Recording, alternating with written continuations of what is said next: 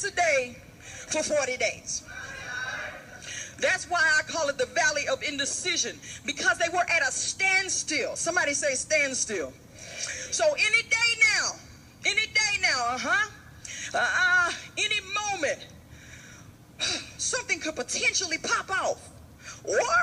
Or maybe it's day 41, maybe not. Maybe not. Look, how many of y'all know half the stuff that we worry about happening don't ever really happen anyway?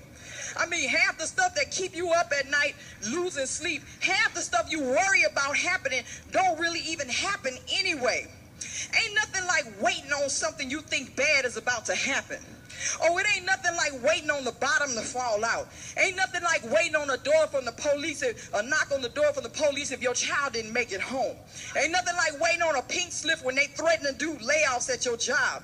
Waiting on a process server if y'all separated and you waiting on some divorce papers. Ain't nothing like waiting on a call from the doctor's office when you waiting on some test results. We don't like to wait, especially for a long period of time, because this is the instant generation. We like stuff quick, fast, and in a hurry. But here we have this 40-day standoff. Jesus fasted for 40 days in the wilderness, and it was in a desert place where he was tempted by the devil, as mentioned in 3 of the 4 gospels. It said it in Matthew, Mark, and in Luke. And that just goes to show you at our moments of fasting and prayer, like the season of fasting and prayer and consecration that Bishop has called. When you're dealing with seasons of fasting and prayer, when you're in a posture of seeking God for an answer, and you're in a posture of seeking God for direction and clarity, for vision, for strategy, during your patterns, your holding patterns in life, where you have to be still for a period of time, the enemy will come to tempt, as in to try or to test you. He will test your faith.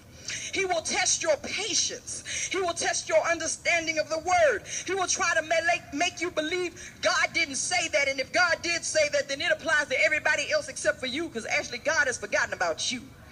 Now let him tell it. After all, look how long you've been in this place. Look how long they were in this valley of indecision. And what's interesting about the text to me is this. If Goliath and his army, if they just so bad, I mean, if everybody over on your team is kung fu fighting, I mean, if y'all for real, y'all just bad in a bag of chips, y'all just straight gangster with it, and you just know you about to put a supersonic beat down on me and my crew, then why you got to come out here every day hollering for 40 days that you gonna beat me up?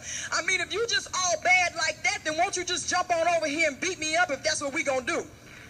Why you got to keep talking about it? Why we just can't be about it? Hallelujah. But he got to come out 40 days threatening.